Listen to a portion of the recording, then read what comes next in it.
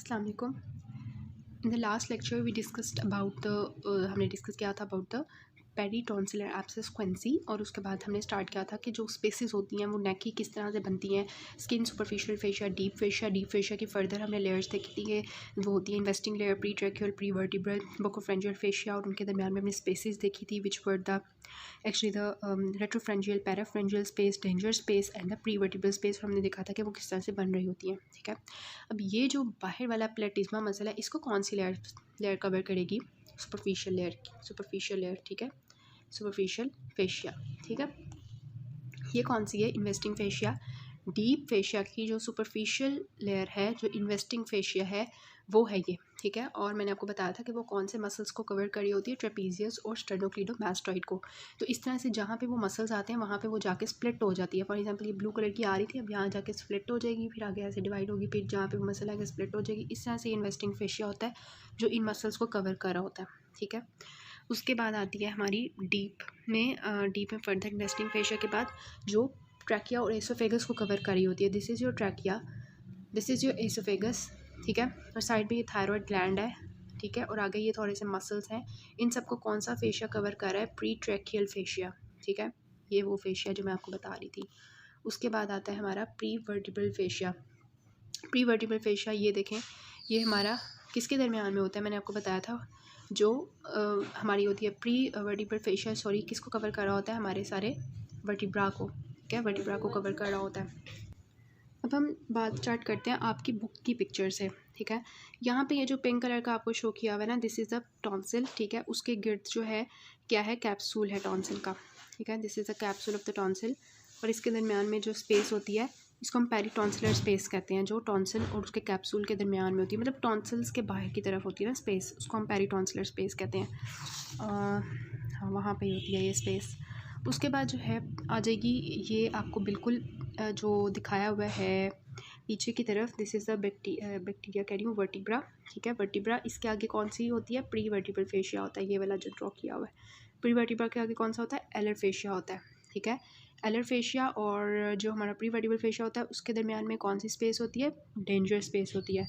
और pre vertebral space कहाँ होती है? हमारे वर्टिब्रा और प्री वर्टिब्रल फेशिया के दरमियान में होती है, ऑलरेडी एक्सप्लेन कर चुकी हूँ। ठीक है, उसके बाद हम बात करते हैं कि फर्दर जो बकोफ्रेंजियल फेशिया होता है ना, ये बकोफ्रेंजियल फेशिया आपको शो किया हुआ है, जो किसको लाइन कर रहा था? पीछे की तरफ से हमारे फेरिंग्स को। ठीक है, तो this is the buccopharyngeal fascia. इसका मतलब फेरिंग्स आपका जो है वो इधर होगा ना। ठीक है, अंदर की तरफ स्टार्ट होगा। अब ये बकोफ्रेंजियल फेशिया है, तो बकोफ्रेंजियल फेशिया और एलर फेशिया के दरमियान में मैंने आपको बताया था कौन सी स्पेस होती है? Retropharyngeal space. ठीक है, आई होप समझ आ रही है आपको। अच्छा, उसके बाद हम बात करते हैं, ये हो गई हमारी रेट्रोफ्रेंजियल स्पेस, और फेरिंग्स के जो साइड्स पे स्पेस होती है वो कौन सी होती है? पैराफ्रेंजियल स्पेस। ठीक है, तो ये एक्चुअली है रेट्रोफ्रेंजियल स्पेस जो कि फेरिंग्स के पीछे है, बकोफ्रेंजियल और एलर फेशिया के दरमियान में, और पैराफ्रेंजियल स्पेस जो होती है वो फेरिंग्स के साइड्स पे होती है। ठीक हो गया। तो अब अगर हम जो है बात करें कि ये आपकी बाउंड्री है। ठीक है, this is the parapharyngeal space, this is a retropharyngeal space. यहाँ पे अगर this is a peritonsillar space, तो अगर हम ये कहें कि हमारी अगर पेरिटॉन्सिलर स्पेस की कोई इन्फेक्शन है तो वो हमारी यहाँ पे जा सकती है पैराफ्रेंजियल में, वो हमारी रेट्रोफ्रेंजियल जा सकती है। तो ये बात ठीक होगी ना? ठीक है, तो हमने कॉम्प्लिकेशंस ऑफ पेरिटॉन्सिलर एब्सेस की यही देखी थी ना कि वो पैराफ्रेंजियल एब्सेस बना सकती है, वो रेट्रोफ्रेंजियल एब्सेस बना सकती है। अभी सारे लिंक्ड होते हैं, इस वजह से हमने ये फिगर को बहुत अच्छे से याद करना होता है। अभी जो हमारी फर्स्ट ऑफ द कंसर्न है वेयर विद, वो है रेट्रोफ्रेंजियल एब्सेस, जो हम बुक में देखेंगे। ठीक है, अब जो रेट्रोफ्रेंजियल एब्सेस होगी वो कहाँ पे होगी? फेरिंग्स में। फेरिंग्स के पीछे जो है बकोफ्रेंजियल फेशिया और एलर फेशिया, उसके दरमियान में एब्सेस बन जाएगी ना, इसको हम कहेंगे रेट्रोफ्रेंजियल एब्सेस। ठीक है, तो ये जो रेट्रोफ्रेंजियल होती है, रेट्रोफ्रेंजियल स्पेस होती है, ये कहाँ से कहाँ तक एक्सटेंड करती है, यहाँ पे हम जस्ट ये देखेंगे। ठीक है, ये पीछे आपके वर्टिब्रा पड़े हुए हैं, वर्टिब्रा के आगे we have the pre vertebral fascia या एलर फेशिया, और एलर फेशिया और जो आपकी है आगे की तरफ, this is the alar fascia. ठीक है, एलर फेशिया, ये आपका एलर फेशिया है, और ये आपका है बकोफ्रेंजियल फेशिया, तो उसके दरमियान में आपकी रेट्रोफ्रेंजियल स्पेस आ रही है। ठीक है, retropharyngeal space is between the alar and the buccopharyngeal fascia. जो रेट्रोफेंजियल स्पेस है। रेट्रोफेंजियल स्पेस जो होती है वो कहाँ से कहाँ तक एक्सटेंड कर रही होती है, ये इसकी एक्सटेंशन है। ऊपर अगर हम देखें तो ये द बेस ऑफ स्कल है, बेस ऑफ स्कल से लेके ये नीचे T4 तक एक्सटेंड करी होती है। जो दरअसल ये पिक्चर दिखाने का मकसद ही ये था आपको ये बताने के लिए कि इसकी एक्सटेंशन ऊपर से नीचे तक कहाँ होती है। बेस ऑफ स्कल से लेके T4 जो हमारा होता है ना, वहाँ तक एक्सटेंड करता है। या हम ये कह सकते हैं कि जो बाइफर्केशन ऑफ ट्रैकिया होता है वहाँ तक ये एक्सटेंड करती है। तो ये इसकी एक्सटेंशन हो गई। तो अब ये देखें दोबारा से, आगे हमारा फेरिंग्स है, ठीक है। और फेरिंग्स को जो है कौन कवर कर रहा होता है, पीछे से बकोफ्रेंजियल फेशिया, ठीक है। ये फेरिंग्स है और इसके पीछे ये जो है बकोफ्रेंजियल फेशिया है। पीछे ये हमारी वर्टिब्रा है और वर्टिब्रा को कौन कवर कर रहा है, प्री वर्टिब्रल के एलर फेशिया, प्री वर्टिब्रल के आगे एलर फेशिया, ठीक है।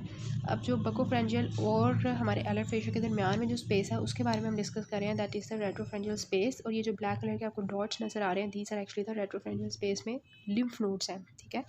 तो अगर हम बात करें इन लिम्फ नोड्स की, तो वही हम बात करने लगे हैं कि ये लिम्फ नोड्स की जब होती है ना, क्या नाम है, ये जो लिम्फ नोड्स होते हैं ना, इनके अंदर जब इन्फेक्शन हो जाता है, मतलब ये स्वेल करते हैं, इनकी सेपरेशन होती है, वो मोस्टली बच्चों में होती है बिलो 3 ईयर्स, ठीक है। बाद में ये जो लिम्फ नोड्स होते हैं ये ख़त्म हो जाते हैं, ठीक है, रिग्रेस कर जाते हैं। ये सिर्फ बच्चों के अंदर होते हैं। तो disappear at the 3 to 4 years of age. तो 3 ईयर्स ऑफ एज के जो छोटे बच्चे होते हैं ना, उनमें ये लिम्फ नोड्स की अगर हमारे पास सेपरेशन हो जाए तो उनके अंदर कॉज होता है रेट्रोफ्रेंजियल एब्सेस का, ठीक है, और अपर रेस्पिरेटरी ट्रैक्ट। तो बच्चों में अगर हम बात करें तो रेट्रोफ्रेंजियल एब्सेस की 2 रीजंस होती हैं। एक ये कि हमारे पास जो है ये लिम्फ नोड्स जो है इनकी सेपरेशन हो जाए, और दूसरा एक है अपर रेस्पिरेटरी ट्रैक्ट इन्फेक्शंस हो जाए। और बड़ों के अगर हम बात करें एडल्ट्स के अंदर, तो उनकी जो कॉज होती है वो ये है कि वो कोई फॉरेन बॉडी उनकी इंजेस्ट हो जाए, ठीक है, फेरिंग्स में आ जाए, तो उसकी वजह से वहाँ पे एब्सेस बन जाए रेट्रोफ्रेंजियल स्पेस में, ठीक है। या ऐसे हो जाए कि ट्रॉमा हो जाए कोई, ठीक है। या ऐसे हो सकता है कि इंस्ट्रूमेंटेशन, मतलब कि डॉक्टर जो है वो इंट्यूबेशन कर रहा था या एसोफेजियोस्कोपी कर रहा था, जिसकी वजह से क्या हुआ कि उसके जो रेट्रोफ्रेंजियल स्पेस है उसके अंदर एब्सेस बन गई। तो बच्चों के अंदर और बड़ों के अंदर जो है ना डिफरेंट कॉजेज़ होती है रेट्रोफ्रेंजियल एब्सेस की, ठीक है। फिर क्लिनिकल फीचर्स क्या आएंगे। क्लिनिकल फीचर्स जो है ये देखें, ये रेट्रोफ्रेंजियल स्पेस है। रेट्रोफ्रेंजियल एब्सेस जो है वो रेट्रोफ्रेंजियल स्पेस में जो है कलेक्ट हुई है between the buccopharyngeal fascia and the alar fascia. Here again इन्होंने बताया हुआ सिटी में, ये देखें नॉर्मल अपर वे थी, लेकिन अगर हम आगे हम डायग्नोसिस में इसको देखेंगे। पेशेंट जो है वो इसके साथ आता है फीवर के साथ और स्टिफ नेक के साथ, ठीक है, क्योंकि उसके गले के पीछे जो है फेरिंक्स के पीछे एब्सेस बनी हुई है, तो ग्रॉसली इंलार्ज रेट्रोफ्रेंजियल एब्सेस। अच्छा, अब इन क्लिनिकल फीचर्स को देखते हैं। यहाँ से ही हम जो है ना देख लेते हैं क्लिनिकल फीचर्स। क्लिनिकल फीचर्स क्या होंगे देखें। अब पेशेंट जो है ना, अब हमने जो पेरीटॉन्सिलर एब्सेस का पेशेंट देखा था वो ओडाइनोफेजर के साथ आया था, उससे खाने में पेन हो रही थी, लेकिन यहाँ पे उसे खाया ही नहीं जाएगा, उसका फेरिंक्स आगे जो है वो बंद हो जाएगा एक किस्म का, तो वो अंदर कैसे जाएगा ना, पेन ही होगी उसे, बस अंदर ही नहीं जाएगा खाना, उसकी फेरिंक्स के पीछे एब्सेस बनी हुई है, ठीक है। तो डिस्फेजिया होगा और ब्रीदिंग में डिफ़िकल्टी होगी, ठीक है, डिफ़िकल्टी इन ब्रीदिंग। दूसरा क्या है, पेशेंट को स्ट्राइडर होगा। स्ट्राइडर जो होता है ना, ये लैरिंक्स के ऊपर जब लैरिंक्स के अंदर एडिमा हो जाता है उसकी वजह से ये आवाज़ आ रही होती है। अब ये जो आवाज़ है ना, ये मैं आपको निकाल के तो नहीं दिखा सकती, मैंने प्लेलिस्ट के अंदर ये वॉइसेस डिफरेंट जो हैं स्ट्राइडर, ग्रुप और इन सब की वॉइसेस ऐड कर दी हैं, हॉट पोटैटो वॉइस भी ऐड कर दिया, आप वहाँ से सुन लें, ठीक है। स्ट्राइडर की आवाज़ है। उसके बाद टॉर्टिकोलिस है, इसमें भी टॉर्टिकोलिस पेन की वजह से पेशेंट एक साइड पे जो अपनी गर्दन कर लेता है, मैंने आपको पेरीटॉन्सिल एब्सेस में भी दिखाई थी।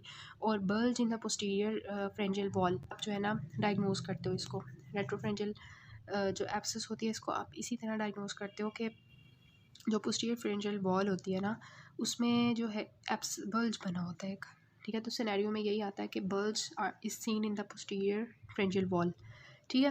तो ये सारे इसके क्लिनिकल फीचर्स होंगे। पेशेंट जो है वो टॉक्सिकली अपेयर हो रहा होगा, उसका फीवर हुआ होगा, डिस्फेजिया होगा, ब्रीदिंग उसकी डिफ़िकल्टी हुई होगी, स्ट्राइडर हुआ होगा, टॉर्टिकोलिस होगा और पोस्टीरियर फ्रेंजियल वॉल में जो है बल्ज होगा, ठीक है। और ये सारी इसकी जो है इन्वेस्टिगेशंस वगैरह हैं कि हमने देखना है कि कौन सा बैक्टीरिया है, तो हम करवा लेंगे CBC, ठीक है, कल्चर, ब्लड कल्चर करवा लेंगे, ठीक है, कल्चर करवा लेंगे बैक्टीरिया को देखने के लिए।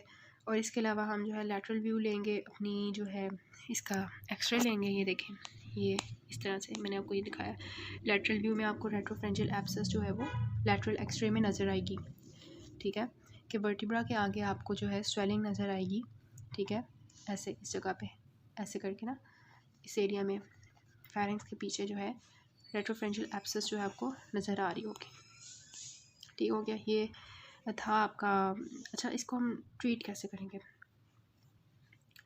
ट्रीट आप कैसे करेंगे? ये एब्सेस बनी हुई है, अब आप जो है इसको कैसे ट्रीट कर सकते हैं? आप इनकी इंसिजन एंड ड्रेनेज करेंगे, ठीक है, लेकिन इसको ना एनेस्थीसिया के बगैर देते हैं, बिकॉज अगर हम जो है वो इंट्यूबेशन करें, मतलब आगे क्या है आपका लैरिंक्स है ना, ठीक है, और अगर फेरिंग्स के अंदर ये बना हुआ है, ठीक है, अगर हम इंट्यूबेशन करने की कोशिश करेंगे तो वो तो अंदर एब्सेस को रप्चर कर सकती है ना, तो इस वजह से हम इंट्यूबेशन नहीं करते, ठीक है, क्योंकि उससे एब्सेस रप्चर हो सकती है। तो हम यही करते होते हैं कि पेशेंट को जो है उसको जो है ना सुपाइन पोजीशन में रख के ना हेड नीचे करके उसके माउथ के अंदर गैग लगाते हैं और फिर हम करते हैं। आपने जस्ट नाम याद रखना है कि incision and drainage of abscess कर देनी है, ठीक है। उसके बाद हम जो है उसको क्या देंगे, एंटीबायोटिक्स देंगे। तो एंटीबायोटिक्स में जो हम देते होते हैं वो एम्पीसिलिन, क्लिंडामाइसिन, मेट्रोनिडाजोल वगैरह देते हैं, जो हमारे ऑर्गेनिजम्स मोस्टली स्ट्रेप एनारोब्स और एच इन्फ्लुएंजा को कवर कर ले, ठीक है। उसके बाद हम जो है अगर बहुत ज़्यादा पेशेंट को अब हवा नहीं आ रही, सांस नहीं आ रही, तो हम उसको ट्रेकियोस्टमी कर देते हैं, ठीक है। तो ट्रेकियोस्टमी कर देते होते हैं। तो यही इसकी ट्रीटमेंट है, जिसमें हमने incision and drainage of abscess करनी होती है, ठीक है। उसके बाद जो एम्पीसिलिन और क्लिंडामाइसिन और मेट्रोनिडाजोल सिस्टमिक एंटीबायोटिक्स देनी होती हैं और ट्रेकियोस्टमी करनी होती है। अच्छा, इसमें ना एक चीज़ है कि इसके डीडीज़ क्या हो सकते हैं। इसके डीडीज़ हो सकते हैं, आपको याद रखना है, एपिग्लोटाइटिस, ये आपका एससीक्यू है ना, एपिग्लोटाइटिस इसका डीडी है, ठीक है। दूसरा इसका डीडी है मेनिंजाइटिस, ठीक है, मेनिंजाइटिस। और तीसरा, क्योंकि ऊपर मतलब मेनिंजाइटिस के साथ पेशेंट प्रेजेंट कर सकता है ना, क्यों हमने देखा था ना बेस ऑफ स्कल से नीचे जो है T4 के लेवल तक जा रहा था और थायराइड के नीचे तक जा रहा था। तो इस वजह से ना पेशेंट को क्या हो सकता है, ऊपर की तरफ अगर चला जाता है इन्फेक्शन तो मेनिंजाइटिस हो जाएगा, ठीक है। एयरवे उसकी ऑब्स्ट्रक्शन हो सकती है, एस्पिरेशन निमोनिया हो सकता है, और जो है ये सारे केसेस आ सकते हैं। तो डीडीज़ में पेशेंट को अगर मेनिंजाइटिस है, हम सोच सकते हैं कि मेनिंजाइटिस के कॉम्प्लिकेशन हुई तो हम समझ सकते हैं कि उसको मेनिंजाइटिस है, इसको कुछ और नहीं है ना। तो डीडीज़ में आप इस तरह से ना कुछ बना के लिख लेते होते हो, एपिग्लोटाइटिस, मेनिंजाइटिस, लेरेंजियोट्रेकियोब्रोंकाइटिस जो क्रूप होता है एक्चुअली, क्योंकि इसमें स्ट्राइडर हो रहा होता है ना पेशेंट को, तो हम समझ सकते हैं कि इसको स्ट्राइडर मतलब क्रूप हुआ हुआ है, ठीक है। तो इसके कुछ जो है ये डीडीज़ हैं, ये आपने याद रखने हैं। और इसका हम जो है एससीक्यू डिस्कस कर लेते हैं पहले, इसलिए हम ना इसके साथ इसके बाद में करते हैं। पैराफ्रेंजियल स्पेस के बारे में बात करते हैं। तो मैंने आपको बताया था कि ये फेरिंग्स के दोनों साइड्स पे होता है। इसकी आपको नज़र आ रही है, ये पिरामिडल इन शेप होता है, जैसे आपको ये नज़र आ रहा है ना, पिरामिडल इन शेप है, ठीक है। इसकी जो बेस होती है, ये जो बेस है इसकी, ये टूवर्ड्स द स्कल है, और इसकी जो एपेक्स है वो कहाँ तक आ रही है, हायोइड बोन तक। ये आपकी हायोइड बोन है, यहाँ तक इसकी बेस आ रही है, ठीक है। तो जो हमने रेट्रोफ्रेंजियल एब्सेस पढ़ी थी वो स्कल से लेकर नीचे T4 लेवल तक जा रही थी, जहाँ पे ट्रेकिया पर बाइफरकेट कर रहा था। ये कहाँ से है, ये बेस ऑफ स्कल से लेकर हायोइड बोन तक है, मतलब ऊपर तक ही होती है पैराफ्रेंजियल स्पेस, ठीक है। इन्वर्टेड हमारे पास पिरामिडल स्पेस होती है ये, और ये इसकी जो है अप्लाइड एनाटमी है। उसके बाद हम इसके रिलेशंस बात करते हैं। रिलेशंस में इसके क्या होगा, तो इसकी अगर हम बाउंड्री बात करें तो पैराफ्रेंजियल स्पेस जो है ना इस लेवल पे आती है, इस साइड पे, ठीक है। ये सारी पैराफ्रेंजियल स्पेस है। तो इसमें जो है अगर इसके हम बात करें तो रिलेशंस की, तो वो क्या बनेंगे। सबसे पहले हम देखते हैं कि इसके मीडियली क्या होगा। मीडियली इसके क्या है, ये बकोफ्रेंजियल फेशिया है, ठीक है। बकोफ्रेंजियल फेशिया ये मीडियली हो गया, बकोफ्रेंजियल फेशिया, ठीक है। ये आपकी है ना पैराफ्रेंजियल स्पेस सारी।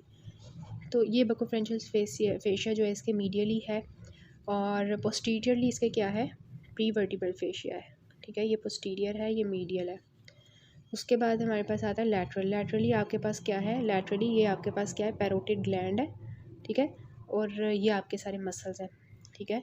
तो लैटरली क्या होगा, मीडियल टेरोगॉइड मसल है, ठीक है, मीडियल टेरोगॉइड मसल, और मैंडिबल है, ये जो दरमियान में आपको हड्डी सी नज़र आ रही है ना, ये दोनों, ये वाली, ये वाली, ये वाली, ये मैंडिबल है, ठीक है। मैंडिबल है और deep surface of parotid gland है। तो यही है ना इसके लैटरली।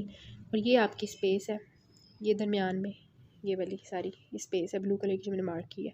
तो मीडियली क्या है, बकोफ्रेंजियल फेशिया है, पीछे क्या है, प्री वर्टिब्रल फेशिया है, लैटरली पैरोटिड ग्लैंड है, और आपका जो है वो मीडियल टेरोगॉइड मसल है, ठीक है, और उसके साथ मैंडिबल। तो यही होगी ना इसकी। अच्छा, अब ये जो पैरोटिड ये होती है ना स्पेस, ठीक है, इसको हम दो पार्ट्स में डिवाइड करते हैं। स्टाइलॉइड प्रोसेस होता है यहाँ पे जो इसको दो पार्ट्स में डिवाइड कर रहा होता है, एंटीरियर कंपार्टमेंट और पोस्टीरियर कंपार्टमेंट। ये इसका इंटीरियर कंपार्टमेंट होगा, ये इसका पोस्टीरियर कंपार्टमेंट होगा। एंटीरियर कंपार्टमेंट में जो है हमारे पास क्या होगा, अगर हम बात करें ये वाला एरिया बन रहा है एंटीरियर कंपार्टमेंट, और पोस्टीरियर कंपार्टमेंट इसका ये वाला एरिया बन रहा है पीछे की तरफ, ठीक है। अब इंटीरियर कंपार्टमेंट में आपके पास जो है वो क्या है, ठीक है। इंटीरियर कंपार्टमेंट में अगर हम बात करें ये डिवीजन थी, ठीक है, और इंटीरियर कंपार्टमेंट ये है, तो इसके मीडियली क्या होगा, मीडियली टॉन्सिलर एरिया होगा ना, या हम कह सकते हैं कि इसके मीडियली जो है वो बकोफ्रेंजियल फेशिया है, साथ में उसके जो है वो एंटीरियर कंपार्टमेंट में मीडियली टॉन्सिलर फोसा है, ठीक है, यही कह सकते हैं ना। और लैटरली क्या होगा, मीडियल टेरोगॉइड मसल, ठीक है, मीडियल टेरोगॉइड मसल आपका लैटरली पड़ा हुआ है, तो ये आपके दरमियान में होगी पैराफ्रेंजियल स्पेस का इंटीरियर कंपार्टमेंट, ठीक है। अगर पोस्टीरियर कंपार्टमेंट की बात करें तो ये आपका पोस्टीरियर कंपार्टमेंट होगा ये वाला, ठीक है। और अगर इसके हम मीडियली बात करें तो क्या है, इसके मीडियली जो है हमारे पास जो है मीडियली वही होगा ना कि हमारी रेट्रोफ्रेंजियल स्पेस होगी, ठीक है, रेट्रोफ्रेंजियल स्पेस होगी, एलर बोला फेशिया होगा, और लैटरली जो है पेरोटिड ग्लैंड होगा, ठीक है। तो यही आपको मतलब इस फिगर को देखते ही आपको पता चल रहा है। और इसके अंदर क्या है, ये जो आपको अंदर इसके क्या है वो देख लेते हैं। ये देखें पीछे वाला जो कंपार्टमेंट है उसके अंदर जो बहुत इंपॉर्टेंट हमारे स्ट्रक्चर्स होते हैं, इसमें हमारी नर्व्स होती हैं, इसमें हमारी जो है वो आर्टरी होती है, एक हमारी जुगुलर वेन होती है, ठीक है। तो इसमें क्या क्या है, इसमें ना हमारी कैरोटिड शीथ होती है दरअसल पैराफ्रेंजियल एरिया में ना, तो मैंने आपको शुरू में दिखाई थी। तो उसमें हमारी कैरोटिड आर्टरी होती है, जुगुलर वेन होती है, और कुछ नर्व्स होती हैं, जिसमें कौन कौन सी नर्व होती है, 9, 10, 11, 12, ठीक है, 9, 10, 11, 12 जो है वो नर्व्स यहाँ पे प्रेजेंट होती हैं, और सिंपैथेटिक ट्रंक प्रेजेंट होती है, ठीक है। तो ये बहुत इंपॉर्टेंट एरिया होता है ये वाला। अच्छा, तो अब ना ये दरअसल ये देखें कैरोटिड शीथ में आपकी जूगुलर वेन होगी, कैरोटिड आर्टरी होगी, वेगस नर्व होगी। अब खुद सोचें अगर यहाँ पे एब्सेस बन जाती है तो ऑब्वियसली ये जो पोस्टीरियर कंपार्टमेंट है ये बहुत डेंजरस होता है, ठीक है। अगर हमारी ये वाली नर्व्स इफेक्ट होती है ना 9, 10, 11, 12 और साथ में कैरोटिड आर्टरी, जुगुलर वेन, तो बहुत ज़्यादा प्रॉब्लम्स क्रिएट होती हैं। और अगर सिंपैथेटिक ट्रंक हो जाए तो उसकी जैसे हॉर्नर सिंड्रोम हो जाता है, वो भी हम देखेंगे, ठीक है। और इसमें जो है कंपार्टमेंट में और क्या क्या होता है, इसमें डीप सर्वाइकल नोड्स होते हैं। बाकी से हम जो है ना नेक्स्ट पार्ट से करते हैं।